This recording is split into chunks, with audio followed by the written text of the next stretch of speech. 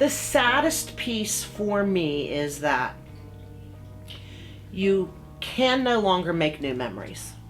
You can no longer make new memories, and she no longer has the memories that we share.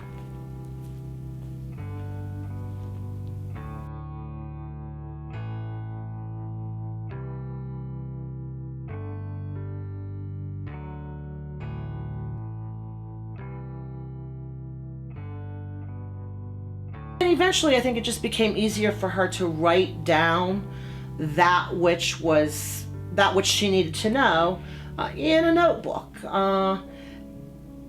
But she continued to do that even as the disease progressed, and so the notebooks have become, for us, for my brother and I, and for our family, a real record of how this disease affected her.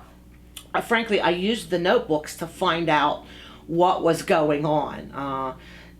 Because as the disease progressed, she oftentimes would become difficult to deal with, and so she would go to use the bathroom or go to another part of the house, and I would hurry up and grab the notebook just to make sure that there was nothing happening that I needed to be aware of.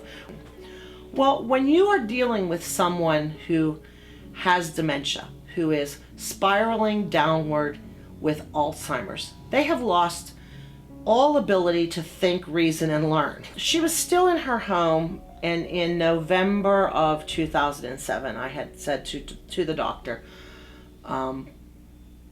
realistically, how much longer can she manage on her own?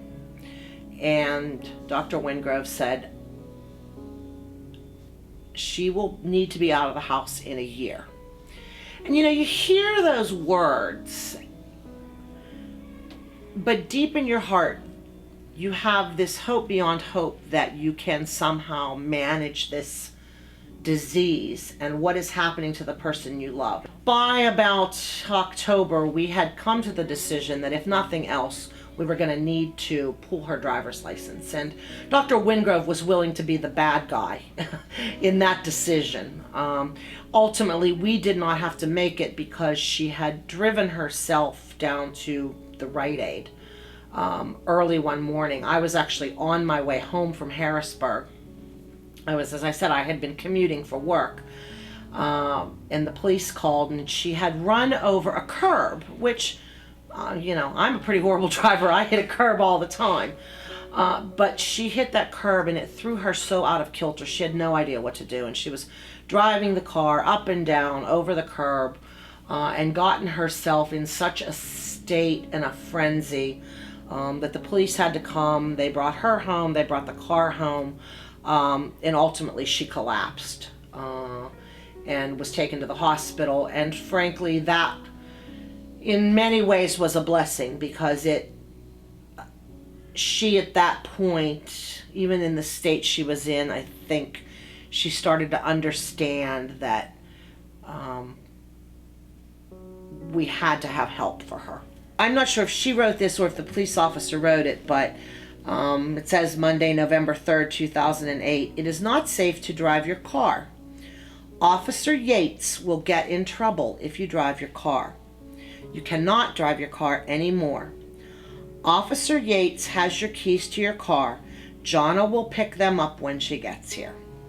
And again, I could see her handwriting deteriorate. I could sense from what she wrote how she was feeling.